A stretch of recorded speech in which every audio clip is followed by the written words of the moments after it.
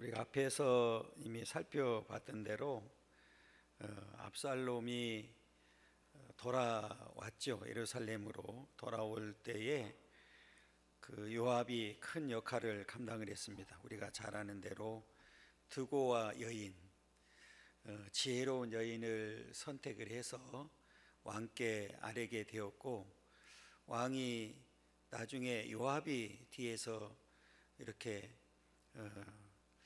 압살롬을 데려오려고 하는구나 이제 생각을 했지, 알게 됐습니다. 그리고 이제 허락을 해서 압살롬이 예루살렘으로 돌아오게 됩니다. 우리가 25절부터 27절까지 보면 이스라엘 가운데 압살롬처럼 외모가 준 사람이 없었다. 준수한 사람이. 그래서 발바닥부터 정수리까지 흠이 없었다고 이렇게 이야기를 합니다. 그리고 그 머리털은 굉장히 무거웠죠. 1년에 한 번씩 깎았는데 4kg 이상이 나갔다고 그랬으니까 엄청난 그 머리를 가지고 있었다. 그런데 그 머리로 인해서 결국은 본인이 비참한 종말을 맞게 되지요. 오늘 본문은 이렇게 요압 때문에 요압이 두고와 여인을 통해서 왕의 허락을 받고 요압이 압살롬을 예루살렘으로 데려왔습니다. 그런데 앞에서 이미 살펴봤던 대로 다윗 왕이 만나주지를 않죠. 오늘 본문에 나와 있는 대로 2년이 이제 지났습니다. 오늘 28절에 보면 압살롬이 이태 동안 예루살렘에 있으되 왕의 얼굴을 보지 못했다. 왜 그랬을까가 이제 중요하죠. 우리가 잘 아는 대로 형제를 죽인 사람이잖아요. 살인죄를 지었기 때문에 당시의 율법으로는 살인죄는 죽어야 마땅합니다. 그런데 지금 살려두었단 말이에요.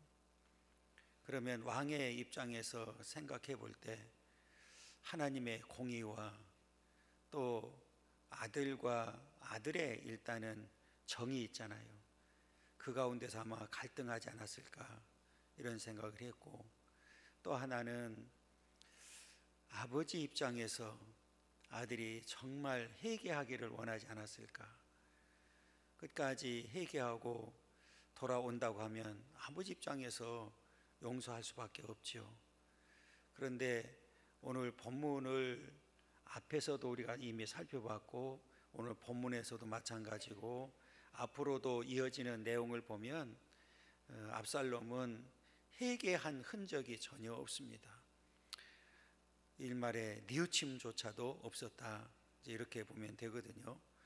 그럼에도 불구하고 오늘 압살롬은 다시 요압을 앞세워서 부왕인 왕을 아버지를 만나려고 지금 애를 쓰고 있는 모습을 보여주고 있습니다. 오늘 본문에 보면 사람을 요압에게 보내죠. 내게로 오라. 한 번 보내고 안 와요. 얼마나 기다렸는지는 모르죠. 시간이 하루 지났는지 이틀이 지났는지 바로 그날인지는 모르지만 다 그 압살롬의 입장에서는 2년 동안 예루살렘에 돌아와서 아무것도 하지 못하고 왕자로서의 신분도 회복하지 못하고 아버지가 왕인데 그 왕인 아버지를 만나지도 못하고 이렇게 있는 게 오늘 이 32절에서도 말하는 것처럼 차라리 그냥 그 술에 있는 게 낫지 뭐로 여기로 나를 불렀습니까 하는 내용처럼 압살롬 입장에서는 급했겠죠. 아마 요압을 통해서 본인이 예루살렘으로 돌아왔기 때문에 또 요압을 아버지께로 보내면 분명히 아버지를 왕을 만날 수 있지 않을까 하는 생각 때문에 사람을 또 보냈습니다. 한 번 보내고 두 번 보냈는데도 오질 않는 거예요. 지금 그 왜 안 왔는지에 대해서는 앞뒤 성경에서 전혀 이야기하지 않고 있거든요. 아무튼 압살롬의 입장에서는 급하다는 생각이고 요압의 입장에서는 급할 게 없다고 생각했지 않았나 이런 생각이 들거든요. 그러니까 사람의 어떤 형편에 따라서 입장이 다를 수 있다. 그러니까 압살롬은 2년이나 됐죠. 그러니까 지금 총 계산을 해보면 5년 동안 아버지를 못 만난 거잖아요. 3년 동안 거술에 도망가 있었고 돌아와서 2년이니까 5년 동안 보지를 못했으니까 급하다. 이제는 나도 왕자로서 지위를 확인해야 되겠고 아버지를 만나서 뭔가를 결정을 해야 되지 않나 이런 생각 때문에 아마 급한 마음이 생긴 것 같고, 그러나 요압의 입장에서는 급할 게 없지요. 그렇잖아요. 내 일이 아닌 이상 급할 게 없다 이런 생각을 했고, 그래서 아마 하지 않았나 이제 생각을 하게 되는데, 이렇게 5년 동안 보질 못했고 빨리 만나고 싶은 마음에 사람을 2번씩이나 보냈는데 오지 않았거든요. 그게 이제 29절입니다. 29절에 보면 압살롬이 요압을 왕께 보내려 하여 압살롬이 요압에게 사람을 보내 부르되 그에게 오지 아니하고 또 다시 그에게 보내되 오지 아니하는지라. 또 다시 보냈는데 사람이 오질 않아요. 그러니까 이 압살롬의 입장에서 보면 급하기도 했지만 기분이 나쁜 거예요. 아니, 나를 예루살렘에 오라고 할 때는 언제고 또 내가 필요할 때 와주면 좋은데 오지 않고 하니까 기분이 아마 상했던 것 같아요. 그러니까 오늘 본문에 보면 끔찍한 일을 저질르죠. 압살롬이 이제 화가 났죠. 그 종들을 시켜서 요압의 보리밭에 불을 지르게 만듭니다. 그 내용이 30절인데 30절 읽어보면 압살롬이 자기의 종들에게 이르되 보라, 요압의 밭이 내 밭 근처에 있고 거기 보리가 있으니 가서 불을 지르라 하니라. 압살롬의 종들이 그 밭에 불을 질렀다. 이 압살롬을 보면 왜 불을 지르게 만들었을까? 보복행위죠, 한마디로 하면. 또 하나는 동시에 요압으로 하여금 빨리 자기에게 오게 만들려고 하는 수단이었다, 이렇게 볼 수 있는데, 압살롬의 입장에서 보면 성공했죠. 그죠? 왜 그래요? 성공했다고 하는 이유가 어디에 있어요? 요압이 왔으니까. 와서 하여튼 따지든 뭐하든 요압이 왔으니까 압살롬의 입장에서 볼 때는 성공했다, 이렇게 볼 수 있는데, 결과적으로는 그 불질른 사건으로 인해서 이 압살롬의 사악함이 그대로 드러났다, 이렇게 보면 되거든요. 앞에 제가 25절부터 27절까지 말씀드린 이유가 있습니다. 용모가 준수했잖아요. 발바닥부터 정수리까지 흠이 없다, 머리까지. 그러니까 당시에 보면 외모적으로는 그 왕자로서의 부족함이 없는데 성품적으로 볼 때는 왕자로서는 자격이 없다, 이제 이렇게 볼 수 있죠. 또 하나 여기서 우리가 분명히 기억해야 될 것이 하나가 있어요. 그게 뭐냐면 압살롬은 목적을 위해서는 수단과 방법을 가리지 않았다는 거예요. 그런데 성경에 보면 하나님께서 분명하게 말씀하는 게 있습니다. 그게 뭐냐면 목적도 선해야 되고 수단과 방법도 선해야 된다. 그것을 하나님께서는 기뻐하시더라고요. 우리 성경을 하나 찾아볼 텐데 신명기 23장 18절입니다. 297쪽입니다.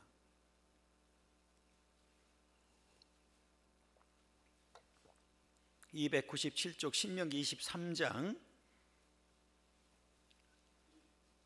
18절 한번 읽겠습니다. 읽습니다. 어떤 소원하는 일로든지 내 하나님 여호와의 전에 가져오지 말라. 이 둘은 다 내 하나님 여호와께 가증한 것임이니라 그랬어요. 왜 이 성경을 제가 찾았을까요? 아니, 헌금을 드린 사실은 목적이잖아요. 목적은 선하잖아요. 하나님께 드렸어요. 그런데 수단과 방법은 악하단 말이에요. 이걸 말하는 거예요. 그래서 오늘 18절에 보면 창기가 번 돈과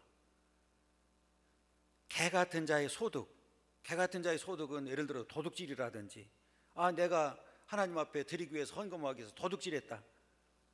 목적은 선하잖아요, 일단은. 그런데 수단과 방법은 악하단 말이에요. 그래서 하나님이 뭐라고 얘기하느냐면 어떤 소원하는 일로든지 내 하나님 여호와의 전에 가져오지 말라. 이 둘은 다 내 하나님 여호와께 가증한 것이다. 분명히 말씀하고 있거든요. 그러니까 제가 앞에 말씀드렸던 대로 목적도 선해야 되고 수단과 방법도 선해야 하나님이 기뻐 받으신다. 그런데 오늘 압살롬을 보면 불을 질러 버렸단 말이에요. 보리밭에 불을 질른 사실은 목적은 어디에 있어요? 만나는 데 있잖아요. 요압을 만나는데 목적 달성은 했어요. 그런데 그 목적을 위해서는 수단과 방법이 잘못됐죠. 그러니까 하나님이 기뻐하는 일이 아니죠. 그리고 오히려 본인의 악함만이 드러났는데, 우리가 잘 아는 대로 압살롬은 뒤에 15장 우리가 넘어가게 되면 드디어 이제 반란을 일으키잖아요. 그런 걸 보면 이 성품이 아주 악하다는 사실을 우리가 보게 되잖아요. 이미 악하다는 사실이 증명된 게 뭐예요? 암논을 죽인 살해한 사건을 통해서도 알게 되고, 또 15장에 가게 되면 아버지를 몰아내고 왕이 되려고 했고, 그냥 단순히 아버지를 몰아내고 왕이 되려고 한 게 아니라 아버지의 생명을 뺏으려고 했던 사실을 우리가 보게 돼요. 그리고 그 잠깐 왕궁을 비운 사이에 왕의 아버지의 후궁들을 욕보이는 일이 생겼죠. 그리고 오늘 본문을 보면 보리밭에 자기 안 만나준다고 빨리 오라고 했는데 안 온다고 해서 보리밭에 불 지르는 사람을 보면, 여러분, 이 압살롬이 왕이 되지 않은 게 천만다행이지, 만약에 왕이 됐다면 어떻게 됐을까요? 그렇잖아요. 그러니까 하나님은 왜 솔로몬을 미리 점 찍어서 왕이 되도록 만들었는지를 우리에게 보여주고 있는 거예요. 자, 그래서 오늘 본문에 보면 이렇게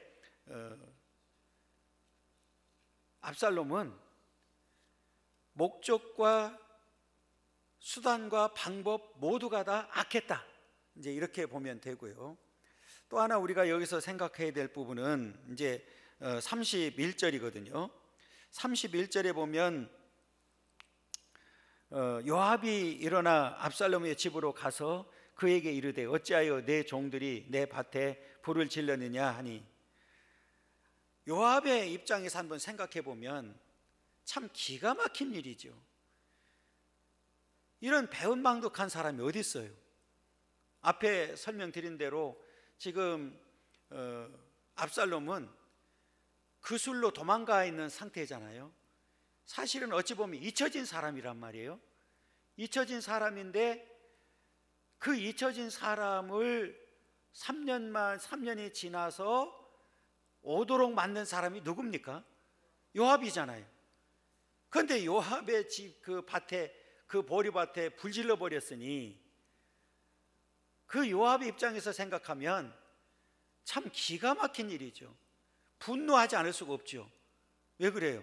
아니, 내가 너를 그렇게 도와줬는데 너 지금 잊혀져 있는 상태, 3년 동안이나 오지도 못하고 지금 언제 올지도 모르는데, 그래서 내가 두고 가 지혜로운 여인을 지금 하나 소개해서 왕을 만나게 만들었고, 그래서 왕을 설득해 가지고 너를 돌아오게 만들었는데, 아니 지금 나한테 배은 만덕하게 이렇게 불질러 버리고 나한테 이렇게 소리를 끼치는 게 말이 되냐?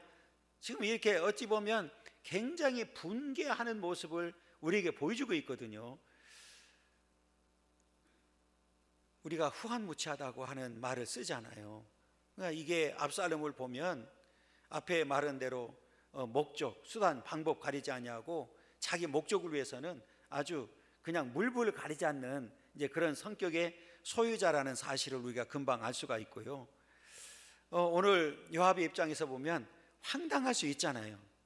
아니 내가 바빠서 못 올 수도 있고 다른 일이 있어서 못 올 수도 있고 내가 좀 늦게 올 수도 있고 한데, 아니 좀 늦는다고 그냥 밭에다가 불질러 버린 사람이 세상에 어디 있느냐 말이에요. 그러니까 이게 요압의 입장에서는 황당할 수 있거든요. 그런데 여러분, 여기서 또 하나 요압을 보면 우리가 생각해야 될 부분이 있어요. 이 요압과 압살롬의 관계는 좋은 관계이면서도 사실은 서로가 이용하는 관계였었다. 이제 그 부분은 이제 뒤에 더 말씀드리도록 이렇게 하겠습니다. 그러니까 지금 그 압살롬도 어찌 보면 지금 요압을 이용하고 있고, 요압도 누구를 이용하고 있어요? 압살롬을 이용하고 있는 거예요. 지금 요압이 압살롬을 진짜 좋아가지고 데려온 게 아니잖아요. 목적이 있었단 말이에요. 그 목적이 뭘까요? 지금 왕자들이 다 죽었잖아요. 그 다음 차례는 누굽니까? 압살롬이거든요. 그러면 역사적으로 보면 당연히 이제 솔로몬이 나이가 많이 먹었고 솔로몬이 이제 죽게 되면 그 후에 왕은 누가 된다고 생각해요? 압살롬이 된다고 생각하는 거예요. 그러면 압살롬을 데려와서 만약에 압살롬이 왕이 된다고 하면 공은 누구한테 있는 거예요? 요압한테 있는 거죠. 그걸 이용하는 거죠. 그런데 여러분, 성경에 보면 서로가 그렇게 이용하는 관계잖아요.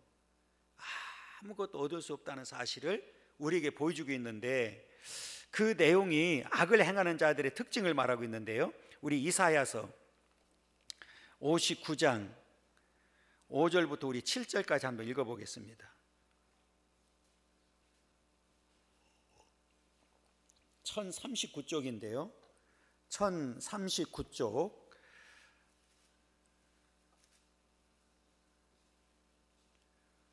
이사야서 59장 5절부터 7절까지 한번 우리 읽어보겠습니다. 독사의 알을 품으며 거미줄을 짜나니 그 알을 먹는 자는 죽을 것이요 그 알이 밟힌즉 터져서 독사가 나올 것이니라. 그 짠 것으로는 옷을 이룰 수 없을 것이요 그 행위로는 자기를 가릴 수 없을 것이며 그 행위는 제약의 행위라.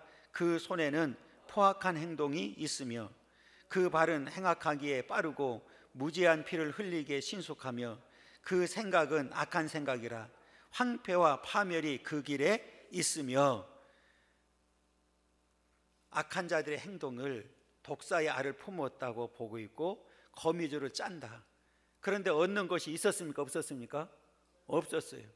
그들의 앞에는 황폐와 파멸이 있는 거예요. 그래서 지금 요압도 마찬가지고 압살롬도 결과적으로는 뭐 할 수밖에 없었어요. 얻을 수 있는 게 아무것도 없었다 그 말이에요. 그래서 요압도 비참해지고 우리가 잘 아는 대로 압살롬도 이제 그 자기 스스로 이제 왕이 되겠다고 생각하고 우리 15장에 가게 되면 반역을 일으켜야 되는데 결국은 성공했습니까? 실패했습니까? 실패를 했죠. 비참한 종말을 맞이하는 역사를 보게 됩니다. 이게 악한 자들의 전형적인 특징이라는 사실을 우리에게 보여주고 있습니다. 또 하나, 여기 압살롬을 보면 이렇게 악을 행하잖아요. 뭐 밭에 불 지르기도 하고 하는 모습을 보면 그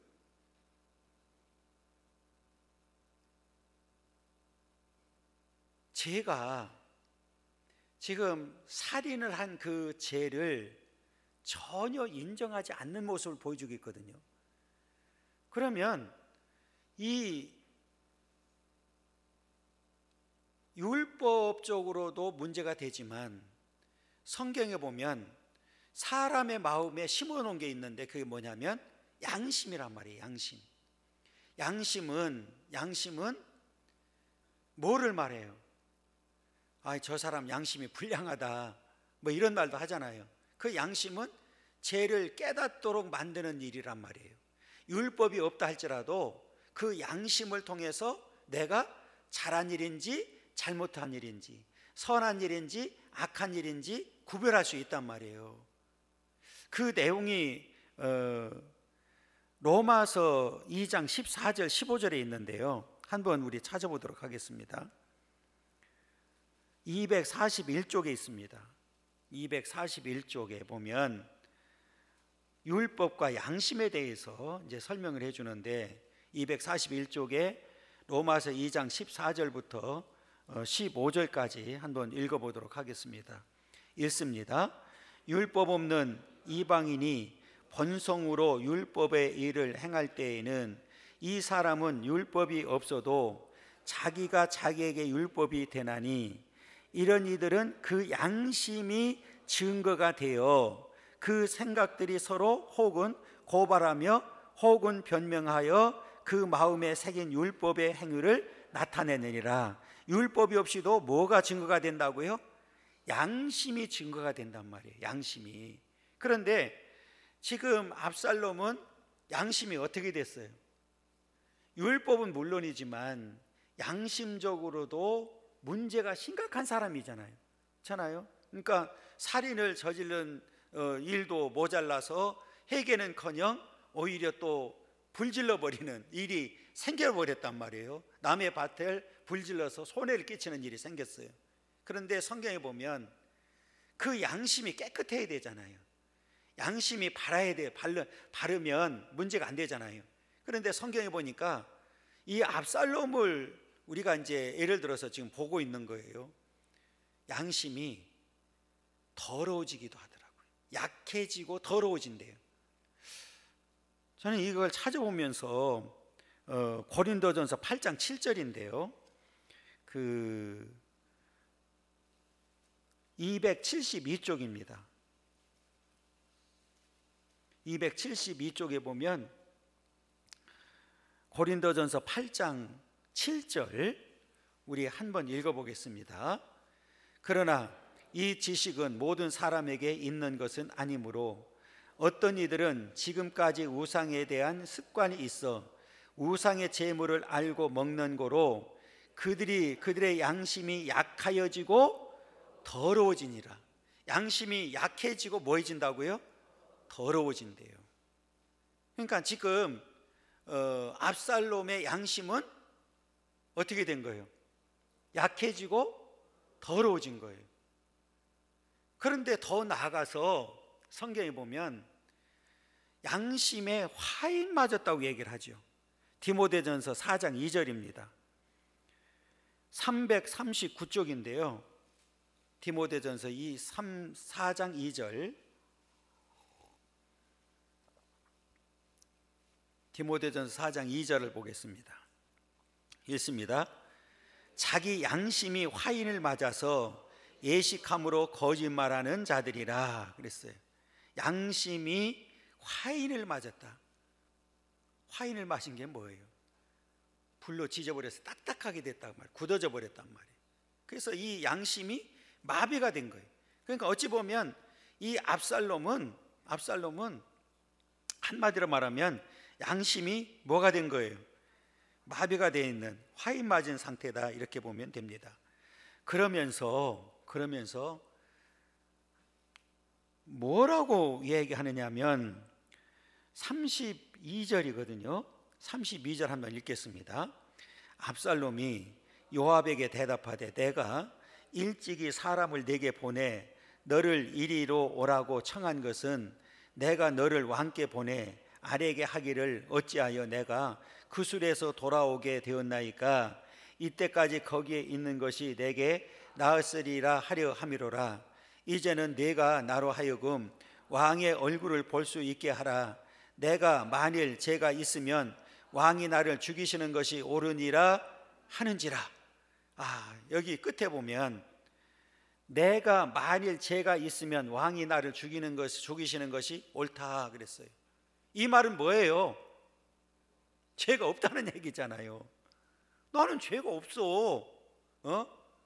그런데 왜 돌아와서 2년 동안 나를 안 만나주는데, 왜 왕자의 회복을, 왕자로서의 지위를 왜 인정하지 않는데? 그러니까 네가 데려왔잖아. 그러니까 가서 또 얘기를 해. 나 만나게 해달라고, 만나게 해줘. 이제 이런 얘기잖아요. 그러니까 여기서 보면 지금 앞에 제가 압살롬에 대해서, 양심에 대해서 쭉 말씀을 드린 이유가 바로 여기 있는 거예요. 양심에 화인 맞은 거예요 지금.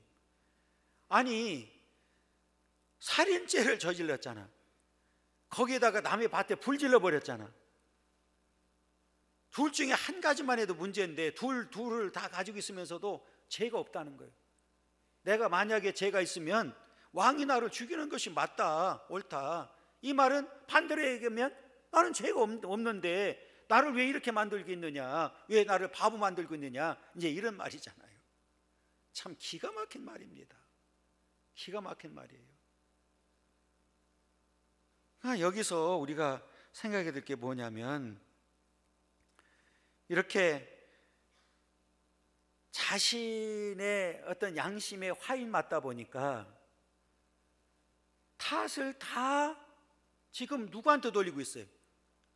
아버지한테 돌리고 있는 거예요. 원망하고 불평하고.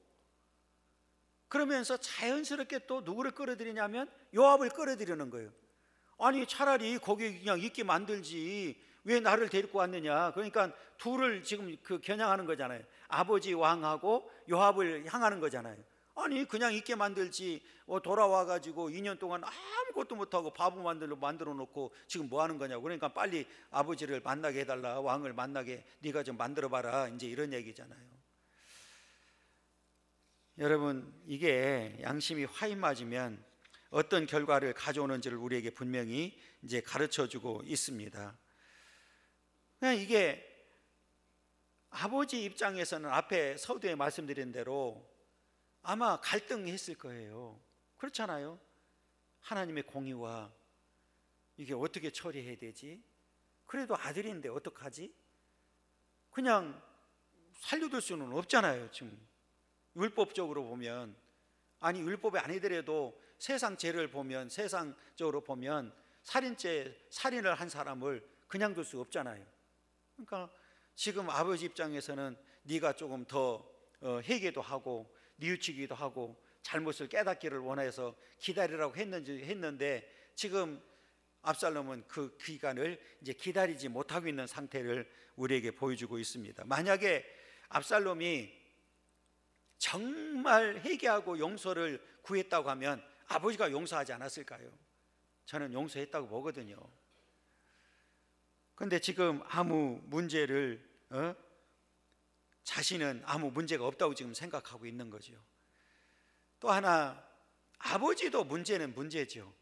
아버지도 어떤 조치를 취하든지, 아니면 네가 여기 돌아왔더라 해도 너는 몇 년 동안은 나를 만날 생각하지 말아라, 그리고 기간을 준다든지 했으면 문제가 안 되는데, 그거 기간도 없이 그냥 아무 말 없이 지나다 보니까 아들은 세상 말로 악감정이 생기는 거죠. 분노가 생기고. 그걸 보면 15장에 가서 보면 반역을 일으키는 모습을 보면 그런 마음이 이제 생겼다, 이렇게 보면 됩니다. 그리고 나서 이제 요압이 실제로 다윗 왕을 만나서 이제 주선을 하죠. 그리고 실제로 만나게 됩니다. 그리고 마치 탕자가 돌아왔을 때 아버지가 가장 먼저 한 일이 뭔지 아십니까? 안고 입 맞춰줬어요. 입 맞췄다는 얘기는 사랑한다는 얘기죠. 그래서 히브리인들의 사이에서는 그 입 맞춤은 사랑의 표시와 함께 용서한다는 의미가 들어있는 거예요. 그런데 오늘 본문에도 보면 다윗 왕하고 압살롬이 만났을 때에 한 일이 뭔지 아십니까? 자, 우리 33절 읽겠습니다. 33절. 요압이 왕께 나아가서 그에게 아뢰되 왕이 압살롬을 부르니 그가 왕께 나아가 그 앞에서 얼굴을 땅에 그에게 절하매 왕이 압살롬과 입을 맞추니라 그랬어요. 그럼 이 얘기는 뭐예요? 아들을 사랑한다는 얘기하고 너를 용서했다는 거예요. 그런데 여기서 이제 문제가 생긴 거예요. 무슨 소리냐? 겉으로는 다 해결됐어요. 겉으로는. 그죠? 왜? 아들하고 아버지하고 안고 입 맞췄으니까 용서가 됐단 말이에요. 끝났단 말이에요. 그런데 겉으로는 해결된 것처럼 보이는데 내면적으로는 그렇지 않았다는 얘기예요. 무슨 소리냐면 우리가 흔히 이런 말을 합니다.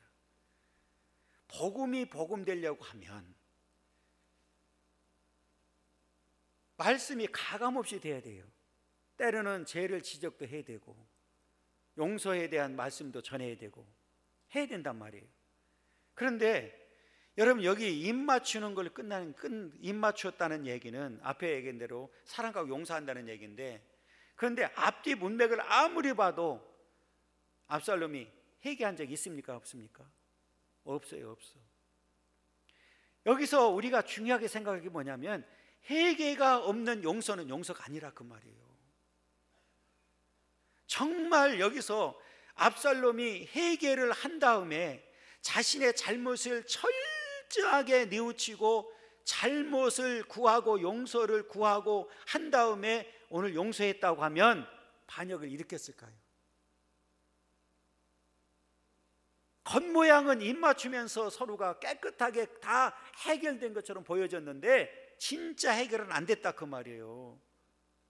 그래서 우리가 중요하게 생각해야 될 건 뭐냐면 여러분 구원도 마찬가지예요. 회개가 없는 구원, 회개가 없는 복음, 복음이 아니라 그 말이에요. 무슨 말이 이해가 됐죠? 그러니까 지금 아버지는 용서한다고 용서했는데 그건 용서가 아니란 말이에요.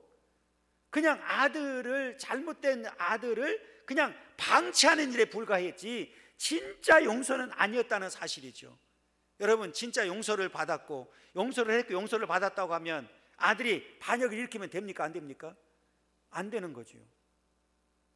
그러니까 이 15장에 가서 아들이 용서를 받았음에도 불구하고 아버지와 입맞춤을 했음에도 불구하고 반역을 했다는 사실은 진짜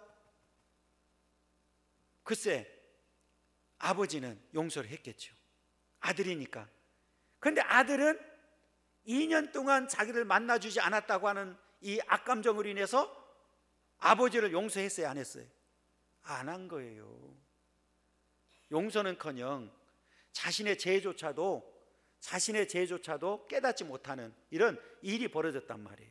그래서 이 복음이라고 하는 역사가, 이 사실이 얼마나 중요한지를 우리에게 보여주고 있거든요. 그러니까 오늘